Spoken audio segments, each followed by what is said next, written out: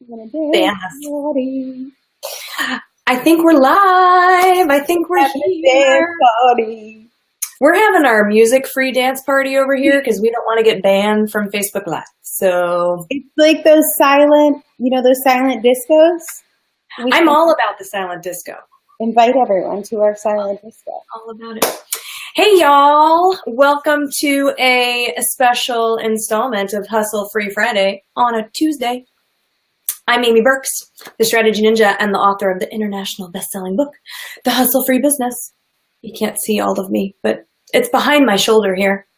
A simple 7-step plan to grow, get results, and have fun. And the reason that this book is an international bestseller is because of, oh, she's over here, this woman right here.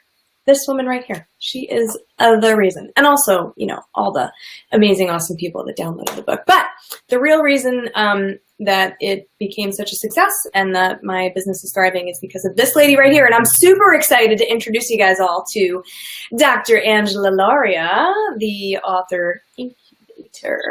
How's it going, y'all? Angie Rayburn's here. If you're here and you're watching, please drop a comment and say hello. We're going to get going and start talking about how to get published. This is a Q&A, Ask Angela Anything. Should be super fun. So if you're here and you're watching, drop a comment so we can say hi.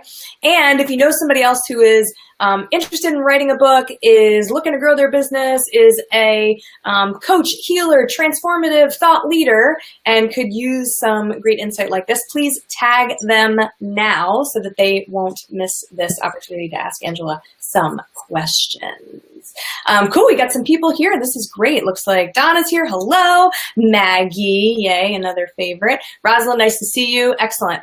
Keep dropping comments. Let us know that you're here. Can't wait to get this going. And I'm just going to show this because this is fun. So much magic on one screen. Aww. Truth. Love you, Maggie.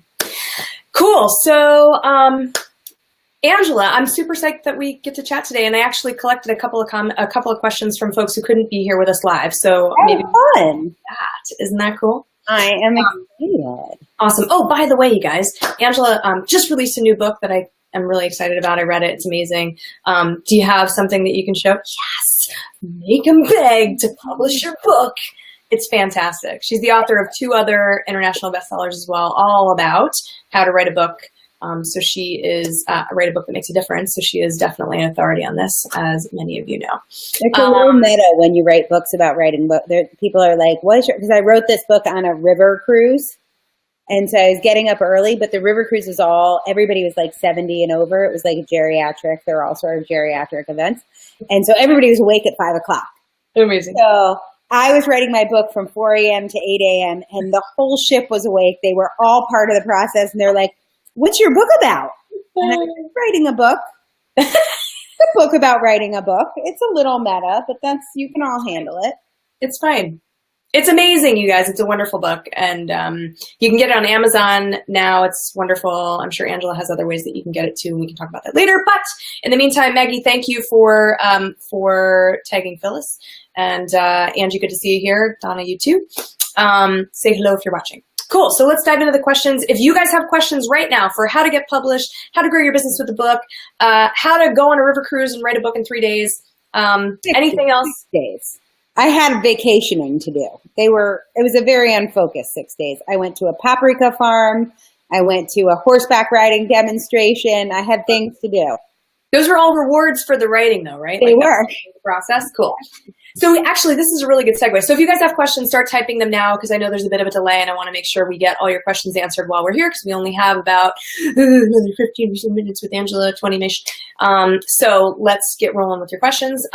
So along those lines, right, along the lines of writing a book while you're on vacation in 6 days while you're going to a paprika farm and riding horses and being on vacation with geriatrics and having a great time, how do you write a book in the hustle-free way? Like, how do you do that? And specifically managing things like writer's block, because I know people really, really want to understand how to do that. That's like such a common problem, right? So yeah, tell us. So a couple quick tips. Figure out what you're going to write before you write it. Write what you know. You've heard that 1,000 times from every writing coach from, whatever. This is what everybody says. Write what you know. There's a reason they say it.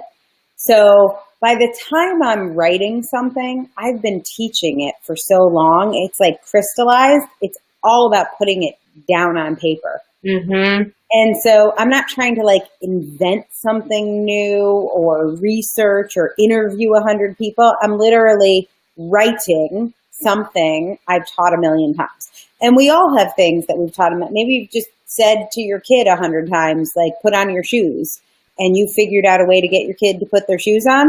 Write that down. Don't invent something. Write that down the way you figured it out. So, and then my biggest hack of all is, do you remember in school when there were timed essay tests? Yeah. I know everybody didn't do great on timed essay tests, but if you looked at your class, maybe there was 1 or 2 people who they got to the timed essay test and they totally freaked out and they were like, and they wrote nothing. What, was that you? She's like, for the most part, if there was a time test, it might not have been your best writing, but you did actually write something. Mm-hmm. Most of the time, like if you took the SAT, you probably didn't just walk out when they came to the writing sample. You had 45 minutes to write the writing sample, you wrote something. Like that's what you did. So that's one of my big secrets is I give myself, so I had 2 hours per chapter. I have a 12 chapter book. Each day I had 4 hours of writing time, 4 a.m. to 8 a.m. And I did 1 chapter from 4 to 6. And I did the second chapter from 6 to 8. And it was just a time test. Amazing. How easy does that sound, right? Like that, can you guys get on board with that? Just say yes, comment below if that makes sense to you. By the way, going through your program, right? Like I thought, I'm gonna do this differently. We've talked about this before, you and I. I'm like, yeah, I'm gonna space it all out. I'm gonna know exactly like which week I'm gonna complete which chapters, and this is all gonna work really well for me, and I'm gonna have a lot of space, and it's gonna be great. But I don't fucking work like that at all. Like I work way better with a very specific deadline and to know that like, I've got 2 days left. I'm going to write the book now. Right. Yep. So like, I think that along those same lines, like, you talked all about to us, right. In our group, in your program about how important it is to really like know yourself and know what your patterns are. And I love how you teach that and how it really helped me. So I just wanted to share that on your behalf. I love that. Somebody was asking about, is there money in publishing? Can you make money in publishing? Who is that was asking that? Because I want to tell them something. Let's see. Kirsten, no. Shelley Thomas. Yeah. What she said. Let's answer that. If it's true that there's no money in publishing any longer, does it matter if you self-publish or use a publishing house? This is such a good question, Shelley. I know. I was like, Shelley, read my book. So listen, here is the story. There is tons of money in books. I have a 19-minute class that you can get for free at quartermillionbook.com. Quartermillionbook.com. It's going to teach you how to make $250,000 from your book in 19 minutes. You're going to learn how to make $250,000 from your book. You can make that $250,000 whether you self-publish or use a publishing house. Here's the problem. If you use a publishing house, it's going to take you at least 1.5 years, if not 2 years, to get your book out. And it's going to be much harder to make the $250,000 from your book. You can still do it, and I teach you how to do it in the book. But the truth is, if you self-publish and you want to make $250,000 from your book, you can do it pretty quickly. I don't know if you're there yet, but I think within 1 year you'll be there, Amy. Mm-hmm. Yeah. Mm-hmm. Yeah, on the trajectory for that, for sure. Absolutely, without a doubt. That is my goal for all of our authors, is 1 year to $250,000 from their book. And it's not that hard. No, it's really not. Especially if you can, be clear on like you were talking about, right? Like writing down what you know, right? If you're going to like teach what you know and serve your people in a way that feels great to you, then that's totally possible. I mean, that's the trajectory that we're on, which is amazing. Totally. Yeah, love that. All right, cool. So we've got some other questions here. Kirsten, thank you, by the way, Shelley, awesome question. My question is with the promotion of the book, best ways to do so if you're a business owner that has a lot of other things to do besides promote. That's an interesting question, right? that has a lot of, you're probably doing too much. Have you read The Hustle Free Business? She's a client, and we talk about this. We actually. Oh, I think Kirsten, Mama, let's just cut half the things off your to-do list. Here's what I do. I got this from the 4-Hour Workweek, and I've done this since whenever that book came out. I don't know, 10 years ago. I've been doing this for 10 years. On the first of every month, I look at everything I did the last month, and it's my time limit thing. I give myself 1 hour to do an analysis of what I did. Mm-hmm. And then I have to cut out 80% of that for next month. What did I do that was bullshit that didn't get me any results? Love that. Because I do so much bullshit. I'm like, oh, I need to do that. No, you don't. Like, there's so many things I don't need to do that are just not getting me anywhere. So can I just reflect back, by the way? So this is Angela, who's got a team of 29 now, right? Plus openings, more openings, right? So yeah, I know. I'm just texting somebody we're hiring who starts June 5th. So yeah. I just hired someone today. Yeah. So like a team of 30 and you're still in the place where you're like, oh, I have a lot of bullshit that I do. Like, this is totally a thing for all of us, right? And I think it's really helpful to meet somebody like you who's got an established business, who's got a staff of almost 30, who is growing and scaling at ridiculous rates and is like, yeah, I still have bullshit in my... Because here's the thing. Most people think there's like this myth. I know Kirsten wanted to talk about how do you promote it, but you got to get all this stuff. It's not going to work anyway. Don't promote it. It's a terrible idea. You got to clean all this shit off your plate first, and then it's going to take care of itself. Because most people think it's like clutter. Like, here's what I'm going to do. Sunday, I'm going to clean my house, and then my house will be clean. And then they're so surprised on Monday when their kid leaves his backpack in the living room. Your kid's going to leave a backpack in the living room. The house is not staying clean. You don't need to clean your clutter. You have to have a system where clutter is frequently removed. So like one thing I do, I love TaskRabbit. And I have an amazing woman from TaskRabbit who comes 3 days a week. It's seriously not that expensive, you guys. This is not like luxury. She's $25 an hour. She comes for an hour. What does she do? What do you have her do? What do you have her do? All she does is clean up the clutter in my office and in the kitchen.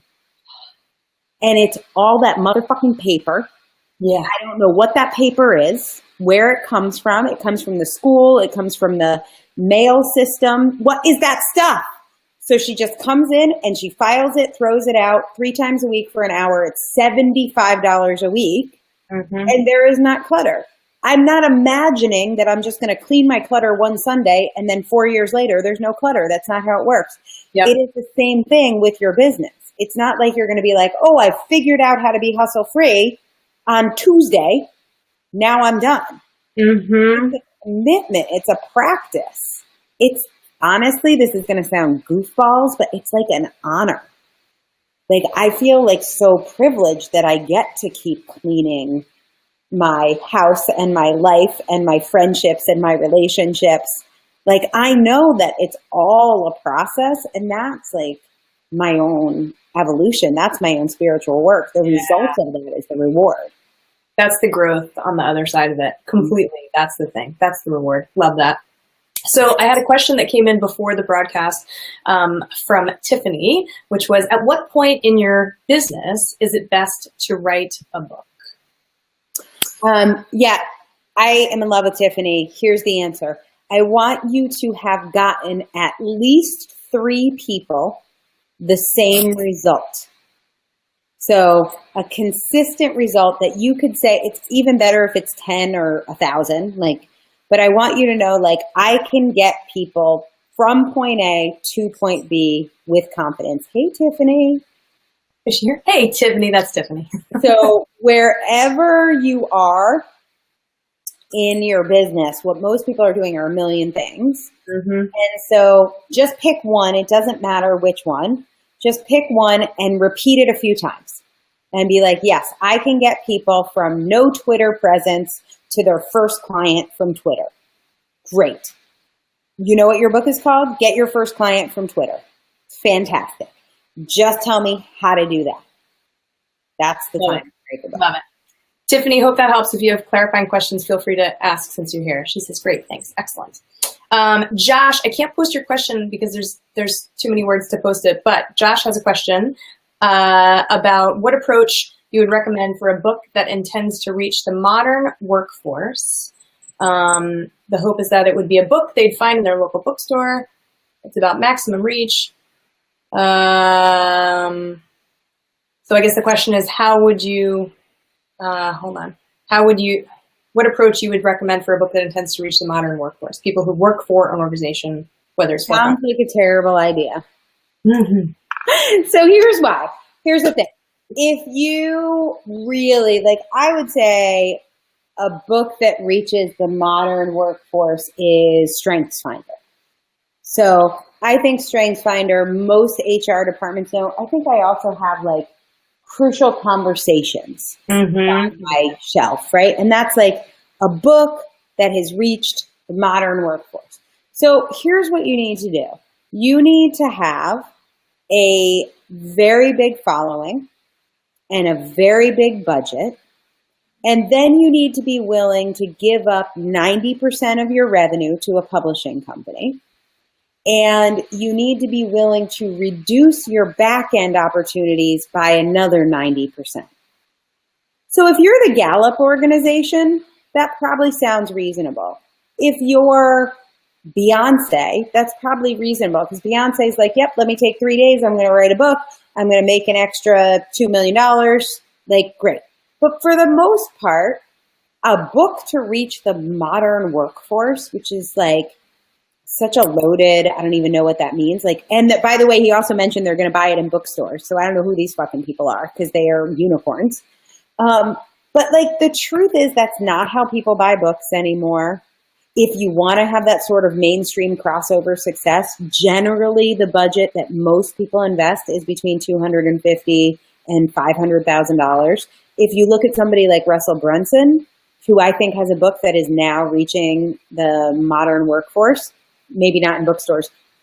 He sold 80,000 books in the last 30 days, and he has sold most of those books online on Facebook. Record. Probably invested $2 to $4 million in that campaign. So you better have a good reason. Here's how you do a book that impacts the modern workforce. Have a budget of about $1 million. $250,000 if you're cutting it really tight. $5 million if you want to be generous with it. And you need 3 years. So 3 years, $5 million, let's go. But there's so many better things to do with your time. And you don't want to do that. I mean, we can do it. I can tell you who to call. Text me or Facebook message me or whatever if you want to know who to call if you've got $2 million and 3 years burning a hole in your pocket. I can give you those people's names. But it just seems like such a terrible idea to me. There's such a better way to use 3 years. Well, and I kind of wonder what the intention is too. And I think this leads to my next question, which is if maybe you can describe what the difference is between writing a book and writing a book that makes a difference. Yeah, so writing a book, writing a book is often, but not always, an act of artistic expression. Very often, that's what it is. So you go to the Iowa Writers Conference and it's like doing pottery. You can make a set of plates. It's a beautiful act of artistic expression. That to me is not a book that makes a difference. So that's one way to write a book, and it's great, and I've done it, and I'm working on a book like that now, and I use a pen name, and it's super fun, and that's great. That's not what a book that makes a difference is. A book that makes a difference is a book that has a powerful message of hope, healing, transformation, change, and it's a book that gets into people's hands and hearts and actually changes their lives. So if you just want to write The Great Gatsby, let's do that for sure. That's awesome. Beautiful works of art are amazing contributions to our culture. That's not how I define a book that makes a difference, even though for sure The Great Gatsby made a difference. That's not I'm doing a thing when I say a book that makes a difference. Perfect. Love that. We have about 5 minutes left with Angela, so if there are any other questions still hanging on, please comment with them below. And in the meantime, I have another question for you. What's what's the biggest mistake you see would-be authors making right now, especially people like in this space that we're talking about, like people? Yeah. So it's interesting because the title of my book is sort of hinting at the mistake. So it Make 'em Beg to Publish Your Book. This book tells you exactly how to get publishers begging to publish your book. It is the question that Josh asked, that so many people ask, how do I get millions of people to buy my book? And there is an answer. You spend money, you build a platform, it takes a bunch of time, you build a network. There's no hack, there's no shortcut. I mean, you could get lucky and win the lottery. Let's say you have a video that goes viral and you just happen to, whatever, get lucky. But it's very rare and it usually doesn't stick. It can, but it usually doesn't. It's you have a strategy, you have a budget, and you spend lots of time. That's how you get people to beg you to publish your book. I think the biggest problem people make is they're asking the wrong question. They're asking, how do I get people to beg me to publish my book? When I think the question should be, how can I help people and make the biggest impact possible in the least amount of time with the least amount of impact, negative impact to my family and friends? How can I have a positive impact to my family and friends and make a huge impact right now? Okay. If people beg you to publish your book, it's just the cherry on top. This is so awesome. I love that you that this is how you present that, because it's so in alignment with my values. I interviewed Nick Kuzmich a couple weeks back, and this is the exact same idea, right? And I think that this is the way that business is moving, and frankly, in my opinion, should be moving, because we want to be in this place where we can serve. Like, how do we change the world but through service, right? And so the idea that we shift the question as authors to, okay, cool, well, how can I serve in a way that will actually make an impact on the people that I want to make an impact with, and also be wonderfully positive, fulfilling, and amazing for me and the people in my life that really matter. Exactly.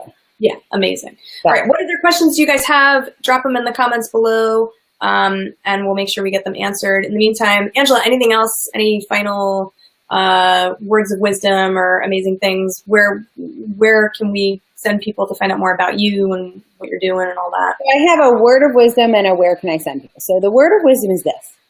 It is very easy to forget as entrepreneurs how unique we are, because we hang out with each other and we go to events with each other. So I want you guys, if you are watching this Facebook Live, I want you to imagine yourself walking into your local motor vehicle department and scan the motor vehicle department, because that is the world. Everybody has to get a driver's license. Everybody's there, right? And if you think about how many people at your motor vehicle department are like, I am willing to risk everything to help people serve and make a difference, you realize how unique and special we are and how important our mission is. And it's so easy to forget that, because you're like, oh my God, but so many people are business coaches. So many people are relationship coaches. No, they fucking aren't. Go to the DMV. Nobody knows what a relationship coach is. There are not so many of them, I promise you. So if you have the desire, if you can see problems in the world and you're like, I am going to dedicate my life to fixing them, even if I'm broke and scared and feel like I'm building an airplane while I'm flying it, you are the unicorn. That is not what people do. People want a job and they want long holiday weekends and they want healthcare. Mm-hmm. Look around the DMV. People are like, how can I increase my hourly rate? How can I get time and a half? That's what people think about. Time and a half is what they think about. And you're thinking about changing the world. Don't minimize that. Don't minimize that. I think it's the most fundamental flaw we make is we're like, yeah, but anybody could start a business. Nope. They don't even want to. It doesn't even cross their mind. They want time and a half. That's what they want. Mm-hmm. So that's the first thing. Second thing is, there are many ways to grow your business as an entrepreneur. You can do podcasts, you can do speaking, you can do a million things. However, I personally have found that books are one of the most impactful ways to do it. Hi, Lindley. I love that quote. Lindley just joined the Author Incubator, so I'm very excited. Awesome. I think today was her first day. Yeah. So here's my 2 cents to you guys is if you think a book can help you build your business, go to quartermillionbook.com, take that 19-minute class. It's super fun. It's super easy. It's super fast. And if any of that resonates with you, come see me over at theauthorincubator.com and tell us that Amy sent you. And hello. And I would love to hear more about your book and how you want to make a difference in the world and see if I can help you. Awesome. And I think, so there's quartermillionbook.com. And then if they want more info, then they can go to this little bit.ly link. Yeah, that bit.ly link will take you to our application. There's like videos of me yammering on about things, and you'll learn how we work with people, and it may be a fit for you. And I'll drop both of these links in the comments for you guys so you can find the stuff that you need it when you need it. And I know you have to go, and this has been so super fun. You're the best, and I love you. I love you. And you won.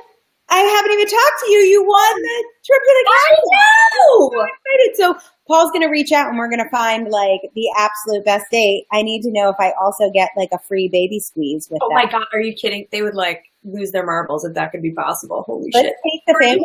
Don't know. I won a contest being on Angela's launch team, and I get to go spend a night at the castle with her. Angela lives in a castle. It's a whole thing. We could have talked about that, but we ran out of time, and so instead, you'll come visit. We'll do another Facebook Live while you're here.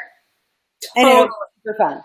It's like hot tub, sauna, glass elevator rides for the baby, kitten time. It's going to be amazing.